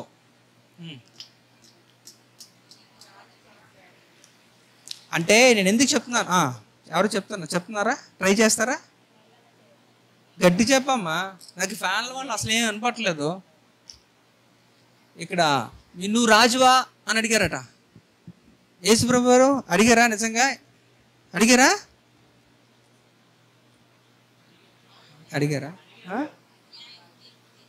చెప్పండి. అలాగా చెప్తే మాకు కూడా కొంచెం ఉద్యోగం ఉంటుంది. ఉద్యోగం లేదు కదా. ఉద్యోగం లేకపోవడానికి కారణం మనం ఎక్కడికి వెళ్ళట్లేదు కాబట్టి. మనం వ్యాపారాలు చేయట్లేదు కానీ మనం ఎక్కడికి వెళ్ళాం కదా. కాబట్టి ఇక్కడ యేసు ప్రభు అనే ట్రయల్ రన్ ఏం చేశారట? ఆయన్ని అన్యాయపు తీర్పు తీర్చారు. ఆయన ఎన్నో ప్రశ్నలు వేశారు. తర్వాత దేవదూషణకరమైన అవన్నీ కూడా ఈయన ఇలా చేస్తాడు, అలా చేస్తాడు అన్నీ కూడా ఆయన చెబుతూ యేసు ప్రభువుని సిలువ ఎక్కించక ముందే ఆయన ఇన్సల్ట్ చేశారు. కొట్టారా? సిలువ మోయించారు, కొరడాలతో కొట్టారు. ఆ తర్వాత సిలువకి ఎక్కిస్తున్నప్పుడు మేకులు కొట్టడం, ముళ్ళ కిరీటం పెట్టడం, ఇవన్నీ కూడా ఆయనకు అంగీని పంచుకోవడం, ఇవన్నీ కూడా జరిగాయి. ఇప్పుడు చూస్తే ఇక్కడ ఆయన్ని అరెస్ట్ చేసినప్పుడు, యేసు ప్రభు వారిని అరెస్ట్ చేసినప్పుడు వాట్ హ్యాపెండ్? ఆయన సకల బ్రహ్మాండములను సృష్టించిన సృష్టికర్త కదా, గొప్ప దేవుడు. ఆయనని ఎవరు బంధించగలరు? ఆయన ఎవరన్నా బంధించగలరా? Nobody can arrest him. ఎవరు ఆయన బంధించలేరు. అలాంటి గొప్ప దేవుడిని బంధించారు. ఎందుకు తెలుసా? ఆయన ఎందుకు బంధించబడ్డాడు తెలుసా? నిన్ను విడుదల చేయడానికి. హల్లెలూయా. అంతే కదండి. ఆయన ఎవరు బంధించగలరు? ఆయనే వాలంటీర్గా ఆయన వచ్చి లొంగిపోయాడు, చనిపోవాలని డిసైడ్ చేసుకున్నాడు. అంతే. ఆయన్ని బంధించగలిగినవాడు ఎవడు? మరణమే బంధించలేకపోయింది కదా. మరణం అందరినీ బంధిస్తుంది కదా. మన పూర్వీకులందరినీ బంధించబడారు కదా. యేసు ప్రభువారు ఈ యొక్క కిందకు వెళ్ళి ఆ చెరగా తీసుకొని వెళ్ళే అంతవరకు కూడా సంసోన్ లాంటి యొక్క పరాక్రమవంతుడు కూడా బందీలోనే ఉన్నాడు కదా. అవునా? Nobody can come out of it. అంటే మరణం ఎంతో బలమైనది. అలాంటి మరణపు ముళ్ళను విరిచిన వాడు నా దేవుడు కదా. హల్లెలూయా. అంటే ఎవరు కూడా ఆయనను బంధించలేరు. కానీ ఆయన బంధించబడ్డాడు అనేసి అంటే కేవలము నిన్ను విడుదల చేయడానికే. So you need to know all this. కనుక ఆయన చాలా స్పష్టంగా మనకి చెప్తున్నారు. ఎందుకంటే రోమాపత్రిక 6వ అధ్యాయము 18వ వచనం చూడండి. రోమాపత్రిక 6వ అధ్యాయము 18వ వచనం. పాపము నుండి విమోచింపబడి నీతికి దాసులైతిరి, ఇందుకు దేవునికి స్తోత్రము. అంతేనమ్మా? అంతేనా?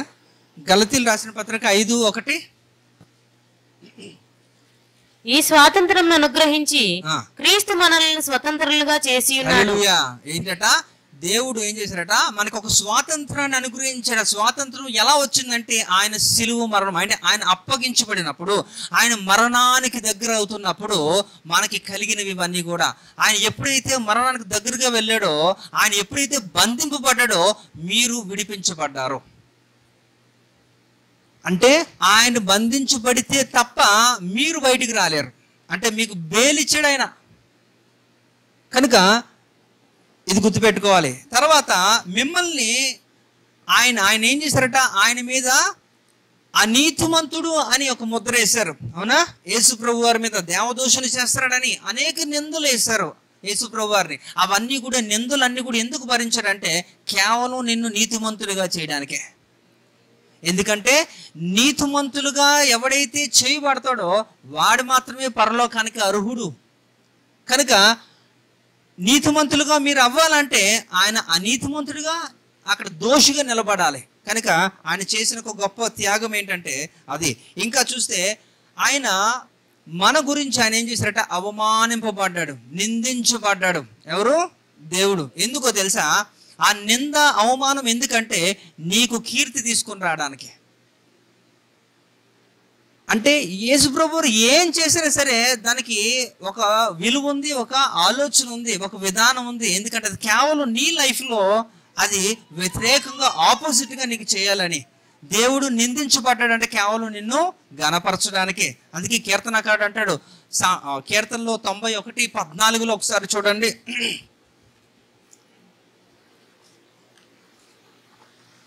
అతడు నన్ను ప్రేమించుచున్నాడు గనుక నేను అతనిని తప్పించేదను. అతడు నా నామమును ఎరిగినవాడు గనుక నేను అతనిని గణపరిచేదను. హల్లెలూయా. ఎవరైతే ఆయనని ఎరుగుతారో, ఎరగడం అంటే ఏంటండి? సింపుల్గా అంటే ఆయన తెలుసుకోవడం అంటే ఆయన గురించి ఆయనే మన దేవుడు అని మనం తెలుసుకొని ఆయన రక్షణ మార్గాన్ని మనం తీసుకొని మనం అందులో ప్రయాణం చేస్తున్నప్పుడు వారిని దేవుడు ఏం చేస్తాడంటే ఆయన యొక్క శిలువ మరణంలో జరుగుతున్న ప్రతి ఒక్క క్రియకి ఏం చేస్తాడంటే ఆయన నిందించబడ్డాడు, అవమానించబడ్డాడు అంటే కేవలం నిన్ను గణపరచడానికే. అంటే ఆయన నువ్వు తెలుసుకున్నప్పుడు ఆయన ఎవరైతే తెలుసుకుంటారో ఆయన్ని దేవుడు గణపరుస్తాడట. అవునా? ఇంకా మనం చూస్తే చూడండి, ఆయన ఒంటరి చేయబడ్డాడు.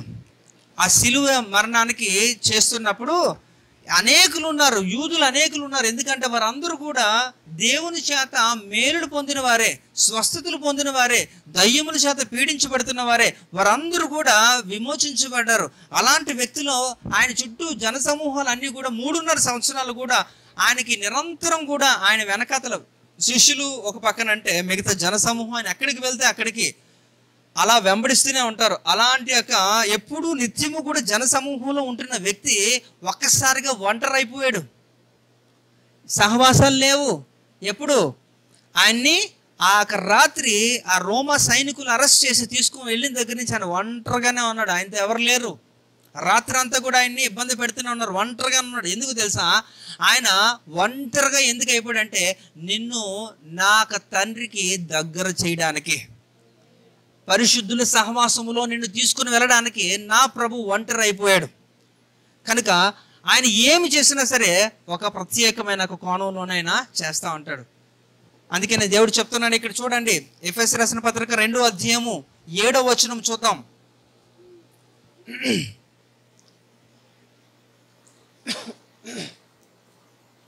త్వరగా చదవాలి. క్రీస్తు యేసునందు మనలను ఆయనతో కూడా లేపి పరలోకమందు ఆయనతో కూడా కూర్చుండబెట్టెను. హల్లెలూయా. మనల్ని లేపి పరలోకములో తండ్రితో సమానంగా తండ్రి దగ్గర మనల్ని కూర్చోబెట్టడానికి ఆయన ఏం చేస్తున్నాడట? ఆయన ఏం చేస్తున్నాడంటే ఆయన ఒంటరి అవ్వడానికి కారణం ఏంటంటే నిన్ను అక్కడికి తీసుకొని వెళ్ళి ఆయనతో ఉంచడానికే. కనుక అంటే ఇవన్నీ కూడా మరణంలో మనం ప్రచురం చేయాల్సిన విషయాలు. ఇవన్నీ కూడా అంటే ఆయన మరణం అంటే చచ్చిపోయాడండి అంటే కుదరదు. ఆయన ఎలా చచ్చిపోయాడు? అందుకే అంటున్నాను, మీరు సాక్ష్యం చెప్పమంటే పనికిరాని చెత్త అంతా కూడా అందులో పెట్టేసి మరి చెప్తా ఉంటారు. దానివల్ల ఎవరికి మహిమ లేదు. దేవుని రాజ్యం కట్టబడుతుంది అని అనుకోను కూడా. ఎందుకంటే అంత వాట్ ఈస్ రిక్వైర్డ్, నువ్వు ఎలా రక్షించబడ్డావు, దేవుని నామాన్ని ఎలా ఎత్తడానికి ట్రై చేస్తున్నావు అనేది అది చూసుకోవాలి. కానీ నేను కూర్చున్నాను, అక్కడికి వెళ్ళాను, ఆటో ఎక్కాను, ఇక్కడికి వచ్చి ఈ సత్తా అంత దానివల్ల ఉపయోగం లేదు. అందుకే చెప్తున్నాను, మీరు బాధపడినా పర్లేదు, ఎందుకంటే కరెక్ట్ చేసుకోవాలి. That is not right. కనుక మరణాన్ని ప్రచురం చేసే విషయంలో ఇన్ డీటెయిల్స్ ఎలాగైనా ఇవ్వగలిగితే దానివల్ల మనకు ఐ ఓపెన్ అవుద్ది, మనకు మనోనేత్రాలు తెరవబడతాయి. కారణం ఏంటో తెలుసా? 2 కొరింథీ 4వ అధ్యాయం 4వ వచనంలో అపోస్తలుడు పౌలు గారు చెప్తున్నారు, ఈ యుగ సంబంధమైన దేవత మీ మనోనేత్రాలకి క్రీస్తు మహిమను కనపరచు సువార్త ప్రకాశము వారికి ప్రకాశింపకుండా నిమిత్తము యుగ సంబంధమైన దేవత అవిశ్వాసులైన వారి మనోనేత్రములకు గుడ్డితనము కలుగజేస్తున్నప్పుడు నీకేం కనబడుతుంది? ఏమీ కనబడదు. కనుక ఎప్పుడు కూడా మీ కళ్ళు తెరవబడాలంటున్నప్పుడు అందుకనే ఆయన చెప్తున్నాడు, ఇది ఇలాగూ చేయండి, ఇది నన్ను జ్ఞాపకము చేసుకొని చేయండి. అంటే మనకు తెలీదా? మనకు తెలుసు ఈ ప్రక్రియ అంతా కూడా. కానీ మనం జ్ఞాపకం చేసుకుంటున్నప్పుడు when we go into details వెళ్తున్నప్పుడు యూ విల్ బి బ్లెస్డ్. అప్పుడు ఏమవుద్దంటే ఆ ప్రొసీజర్ రైట్ అవుద్ది. అంటే మరణాన్ని ప్రచురం చేసే ఒక విధానంలోకి మీరు వస్తారు. ఎప్పుడైతే ఆ విధానంలోకి వస్తారో మీరు యోగ్యులుగా ఎంచబడతారో, మీరు యోగ్యులుగా ఎంచబడినప్పుడు మీరు తీసుకున్న శరీరము రక్తము అది మీకు పునరుద్ధాన శక్తిని తీసుకొస్తుంది. హల్లెలూయా. అప్పుడు అది మీకు ఉపయోగం. లేదంటే యేసు ప్రభువుని మనం చూడలేదు కానీ ఆడు చూశాడు, యేసు ప్రభువుని మనం ముట్టుకోలేదు కానీ ఆడు ముట్టుకున్నాడు, యేసు ప్రభుతో కలిసి పనిచేశాడు, స్వయంగా కల్లారా అద్భుతములు చూశాడు, ఆశ్చర్యకార్యములు చూశాడు, బోధ విన్నాడు. మనం ఏమీ చేయలేదు. మనకి ఇస్కరియోతు యూదాకి ఏమన్నా అలాంటివి ఉన్నాయా? లేదు కదా. ఇస్కరియోతు యూదా అంత చదవర్లు కూడా మనం కాదు కదా. కానీ ఆడికి మనకి ఎంత ఆడు అంటే మీరు ఫీల్ అవ్వకండి. కారణం ఏంటి తెలుసా? నరకానికి వెళ్ళిపోయినోడికి రెస్పెక్ట్ ఏంటి? సో కనుక యూజ్లెస్. సో ఇక్కడ అలాంటి వ్యక్తి అలా అయిపోయినప్పుడు మీరు ఆలోచించుకోవాలి. ఎందుకంటే ఆ ప్రొసీజర్ రాంగ్. అది ఆ ప్రొసీజర్ రాంగ్. ఇక్కడ ప్రొసీజరు మనం ఫాలో అవుతున్నప్పుడు మీ యొక్క విశ్వాసపు స్థాయిలు పెంచుతాయి. అంటే విశ్వాసపు స్థాయిలు ఉన్నతంగా ఉంటున్నప్పుడు మీరు అవిశ్వాసులుగా ఉండరు. ఎవరికైతే గుడ్డితనం కలుగుతుంది అంటే అవిశ్వాసులైన వారిని ఉందా అక్కడ? అంటే మీరు విశ్వాసం కోల్పోయినప్పుడు, భక్తిలో పడిపోయినప్పుడు ఖచ్చితంగా మీ మనోనేత్రాలకి గుడ్డితనము కలుగజేస్తాడు సాతాను. ఇక్కడ అదే జరిగిందన. అంటే ప్రొసీజర్ రాంగ్ ఇక్కడ. అందువల్ల ఏమైపోయిందంట, వాడిలో అంతటి యొక్క ఘనమైన పవిత్రమైన పరిశుద్ధమైన కార్యక్రమంలో పాలు పంచుకున్నప్పటికీ కూడా వాడిలో సాతాను ప్రవేశించడం గల కారణం ఏంటో తెలుసా? He didn't publish the death. ఆడు మరణాన్ని ప్రచురం చేయలేదు. దేవుడు చెప్పిన పద్ధతిలో అది స్వీకరించలేదు, తీసుకోలేదు, ఏది పాటించలేదు. పాటించలేనందున అంత గొప్ప శక్తివంతమైన కార్యక్రమంలో పాలు పంచుకున్నప్పటికీ కూడా ఉపయోగం లేకుండా ఆఖరికి తన ఆత్మను కోల్పోయే పరిస్థితికి వెళ్ళిపోయాడు కదా. అంటే ఇది ఇంపార్టెంటే కాదంటారా? ఇంకా చూద్దాం ఇంకా దేవుడు ఏం చేస్తున్నాడు. సో యేసు ప్రభువున సిలువకి అప్పగిస్తున్నప్పుడు ఆయన్ని కొరడాలతో ఎలా కొట్టారండి? 39 కొరడా, 39 అవునా? 39 కొరడా దెబ్బలు ఆయన కొట్టారు, పిడిగుద్దులు గుద్దారు, ఎంతగా ఉమ్మి వేశారు. ఎన్ని అంటే శరీరం అంతా కూడా నలగొట్టబడింది. యెషయా గ్రంథంలో మనకి చాలా స్పష్టంగా చెప్తున్నాడు. అక్కడ 53 చదువుకోండి. అంతగా నలగొట్టబడ్డాడు. ఎవరి కోసము? కారణం ఏంటి తెలుసా? యాక్చువల్గా యేసు ప్రభు యొక్క బయోగ్రఫీ మీరు చదువుకోండి. అంటే బైబిల్లో డీటెయిల్స్ వెళ్ళరు కానీ కమెంటర్స్ రాస్తారు, చరిత్రకారులు రాస్తారు. అవి తెప్పించుకొని మీరు చూడండి. యేసు ప్రభు is not an ordinary person. Physically ఆయన ఎంతో స్ట్రాంగ్. ఎంత అంటే ఆయన ఒక తన నాన్నగారు యోసేపు ఎలాంటి వారట? ఈజ్ ఎ కార్పెంటర్, వడ్రంగి వాడు. మరి కార్పెంటర్స్ వాళ్ళు పనితీరు ఎంతో సున్నితమైనది కాదండి, ఎంతో కష్టపడాలి. You will get a muscle. ఒక కండరాలు చాలా గట్టిగా ఉంటాయి వాళ్ళు పనిచేసే విధానం.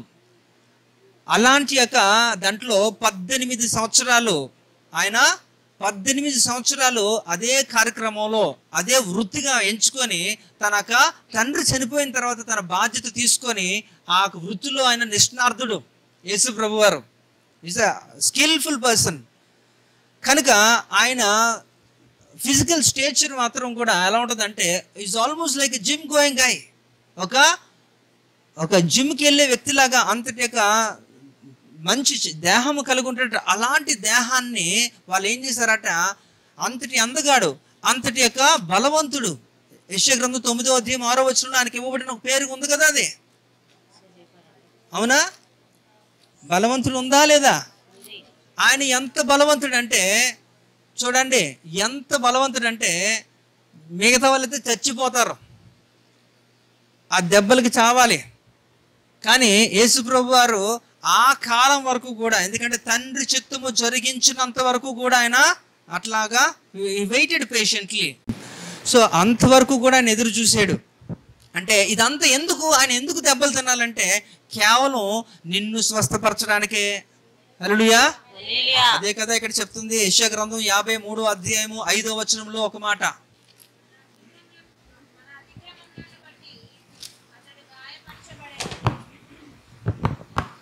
మన అతిక్రమములను బట్టి అతడు గాయపరచబడెను, మన దోషములను బట్టి నలుగగొట్టబడెను, మన సమాధానార్థమైన శిక్ష అతని మీద పడెను, అతడు పొందిన దెబ్బల చేత మనకు స్వస్థత కలుగుచున్నది.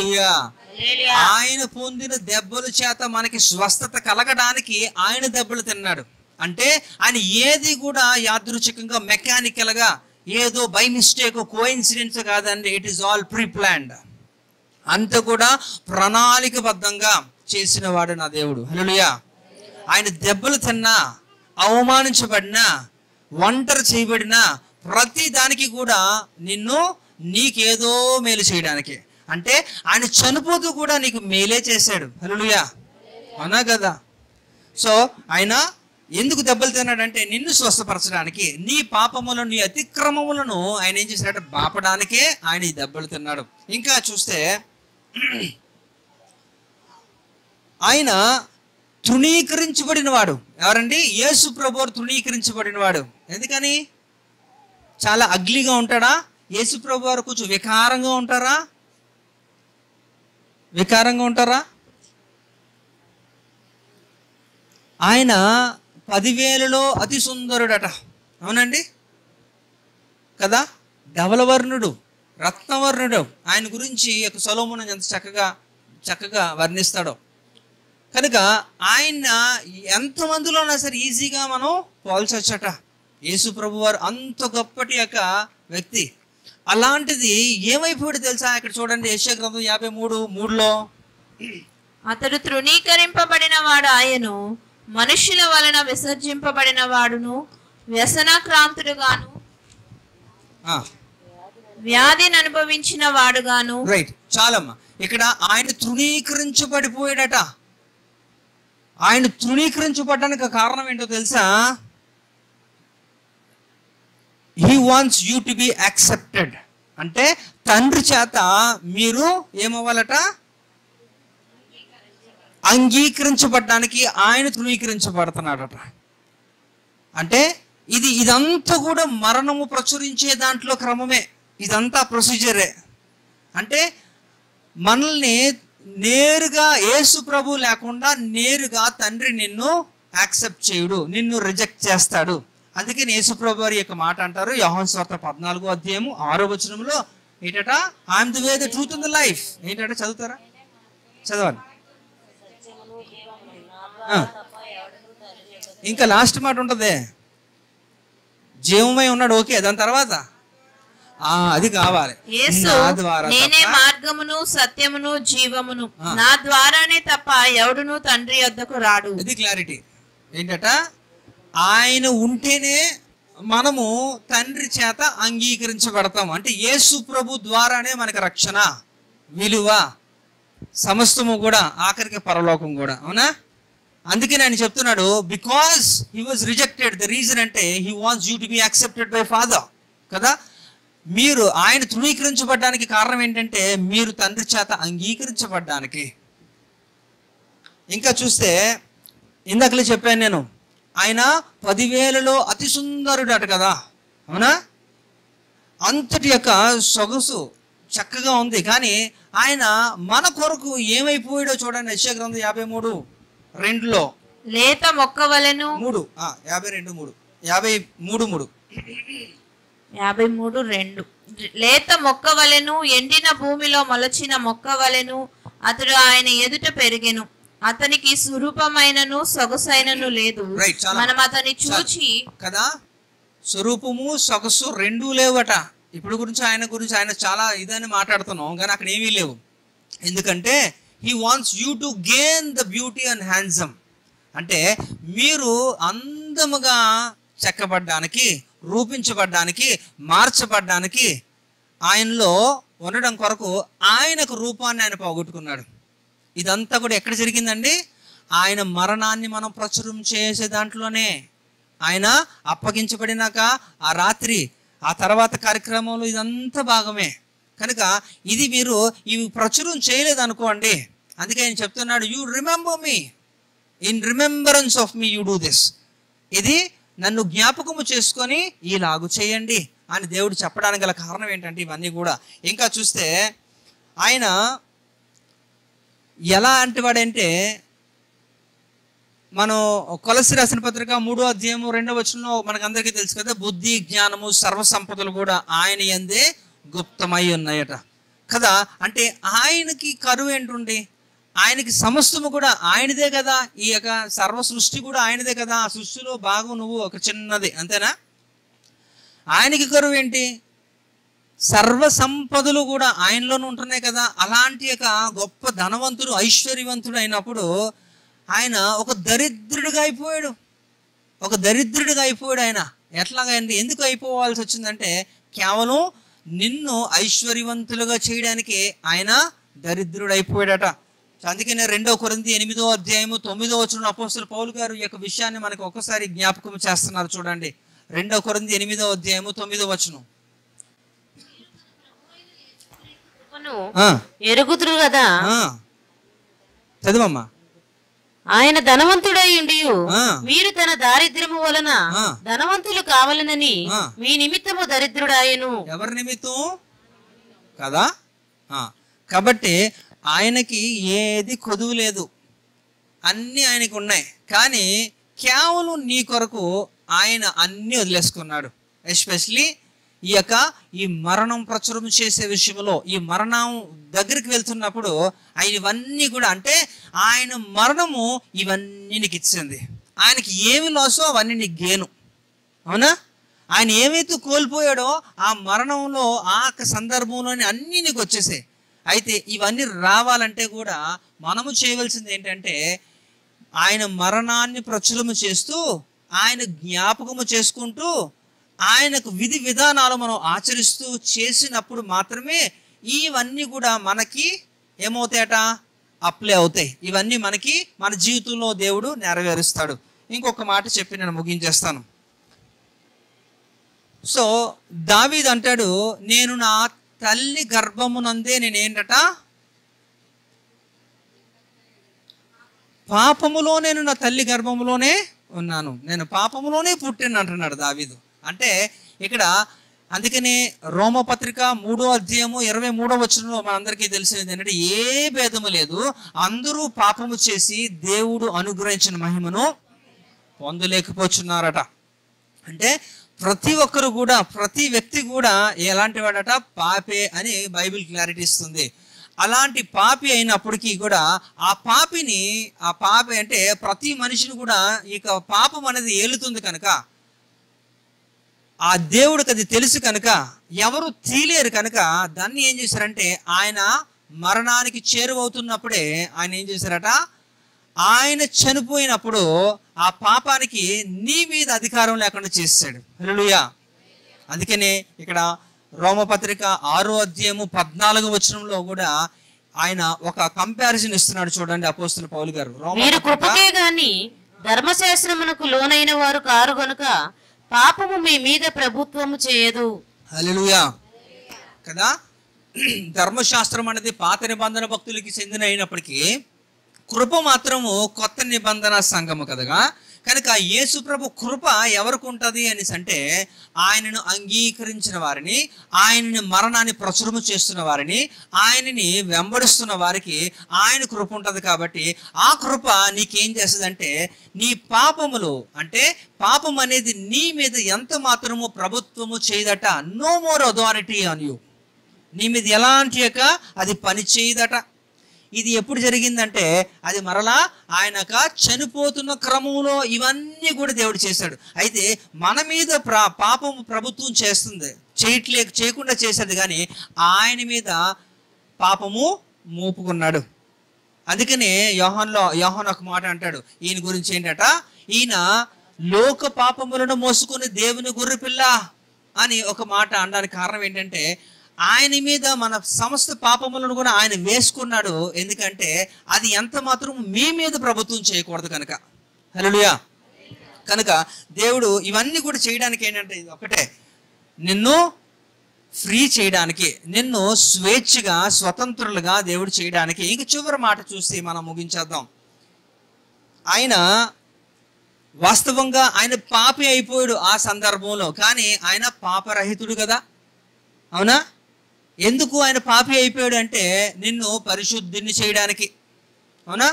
నిన్ను పరిశుద్ధిని చేయాలంటే ఆయన పాపి అయిపోవాల్సి వచ్చింది. ఎందుకంటే నిన్ను ఎవరైతే ఆ త్యాగం చేయాలో ఆ వ్యక్తి ఎలాంటి వాడై ఉండాలట? పరిశుద్ధుని రక్తము కలిగి ఉండాలట, పరిశుద్ధుడై ఉండాలట. కనుక ఏ మనిషి కూడా దానికి అర్హత సంపాదించలేదు, ఎవరు కూడా అర్హత లేడు. అందువల్ల యేసు ప్రభువారే అలాంటి యొక్క ప్రత్యేకమైన కార్యక్రమంలో తీసుకోవడానికి కారణం ఏంటంటే, నిన్ను పవిత్రులుగా పరిశుద్ధులుగా మార్చాలంటే ఆయన పాపిగా అవ్వాలి. కానీ వాస్తవంగా ఆయన పాపి కాదు అనేది కూడా యోహాను సువార్త 1:29 ఎంత బాగా చెప్తుందో చూడండి. యోహాను సువార్త 1:29. మరునాడు యోహాను యేసు తన యొద్దకు రాగా చూచి, ఇదిగో లోక పాపమును మోసుకొని పోవు దేవుని గొర్రెపిల్ల, నా వెనక ఒక మనుషుడు వచ్చుచున్నాడు. చాలా 2 కొరింథీ 5:21 కూడా చదివేయండి.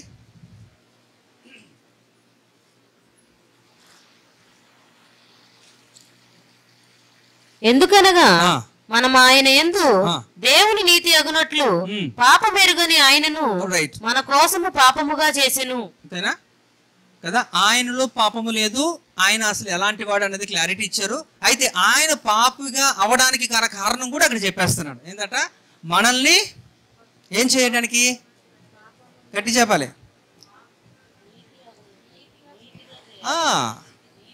మనల్ని నీతిగా చేయడానికి ఆయన పాపి అయిపోయాడు. అయితే ఇవన్నీ కూడా దేవుడు మనకిచ్చిన గొప్ప వాగ్దానాలు. ఇవన్నీ కూడా అంటే నేను ఇందాకలా మళ్ళీ చెప్తున్నాను, యోహాను సువార్త 13:27 ఉంటుంది. నన్ను తీసుకుంటే అంతటి గొప్ప వ్యక్తి, చదవరి, జ్ఞానవంతుడు, యేసు ప్రభుతో కలిసి పనిచేసిన వ్యక్తే సాతాను చేత ప్రేరేపించబడ్డాడు. ఎస్పెషల్లీ ఎప్పుడు మామూలుగా చేస్తే అది వేరు, కానీ ఆ ప్రత్యేకమైన కార్యక్రమంలో ఆ రొట్టె తినడానికి ఆ ముక్క తీసుకొని నోట్లో పెట్టుకున్నప్పుడే ఆడికి అలాగైపోయింది. అంటే ఇది ఒక ఆర్డర్లో ఒక మెథడ్ అనేది వాడు ఫాలో అవ్వలేదు. ఇస్కరేత్ యూదాకి అలా జరిగినప్పుడు మీకు జరుగుతుందా? ఎప్పుడు? Even in the time of holy కమ్యూనియన్లో కూడా అదనమాట. అంటే ఇక్కడ చాలామందికి ఒక అపోహ, ఒక అభిప్రాయం ఏంటంటే దేవుని సన్నిధిలో సాతాను నిలవలేదు. అవునా? కరెక్టే కదా? దేవుని సన్నిధిలో సాతానికి తావులేదు, రాలేదు, భయం కదా? నిజమేనా? ఏకీవిస్తారా దానితో? వస్తుంది కదా? యోబు గ్రంథం 1:5-6 చదువుతారా? 6వ వచనం చదవండి. లేకపోతే యోబు గ్రంథం 2:1 కూడా చదవచ్చు. అపవాది యెహోవా సన్నిధి నిలుచుటకు వచ్చాడట. ఎవరు? అపవాది ఎక్కడికి వచ్చాడట? యెహోవా సన్నిధిని నిలవడానికి దేవదూతలతో కలిపి వచ్చాడట వాడు కూడా. అంటే ఇక్కడ మీరు అర్థం చేసుకుని, దేవుని సన్నిధిలో సంతోషము, సమాధానము, కాపుదల, శక్తి అన్నీ ఉంటాయి. నో డౌట్, నేను చెప్పట్లేదు, లేవు అనట్లే అనుభవించిన వారికి. కానీ వాటితో పాటు ఎవరైతే అయోగ్యముగా, ఎవరైతే ప్రభు శరీరమును వివేచించకుండా, ప్రభు ఒక రక్తమును వివేచించకుండా, దాని యొక్క విశిష్టత తెలియకుండా, నామకార్థులుగా తమ్మును తామును విమర్శించుకోకుండా, సిద్ధపాటు లేకుండా వచ్చి చేసిన వాడికి దెయ్యమే తీసుకెళ్ళిపోద్దో, ఇంకేదో తీసుకెళ్ళిపోద్దో, మొత్తానికి ఏదైనా అవ్వచ్చు. గుర్తుపెట్టుకోండి, దీనికి ఒక క్రమం ఉంది, ఒక పద్ధతి ఉంది. దీనికి ఒక విధానంలో మనం చేసినప్పుడే ఇది మనకి ఆశీర్వాదము. భయభక్తులతో దీన్ని చేయలేనప్పుడు నీ సిచ్యువేషన్ ఏ రీతిలోనా జరగచ్చు. దాన్ని నాకు తెలీదు, ఏదైనా జరగచ్చు ఖచ్చితంగా. కానీ ఎందుకంటే కొరింథీ సంఘవాసులు దీన్ని సరిగ్గా ఆచరించలేదట. 1 కొరింథీ 11 మనం చూస్తే అక్కడ సరిగ్గా ఆచరించలేనప్పుడు వారు ఏమైపోయారో అక్కడ క్లారిటీ ఇచ్చారు కదా. ఏమైపోయారట? కొందరు రోగగ్రస్తులు, వ్యాధి, కొంతమంది అయితే ఏకంగా నిద్రించారట. ఏమన్నా రావచ్చు. ఇది తింటే మీకు ఏం జరగాలి?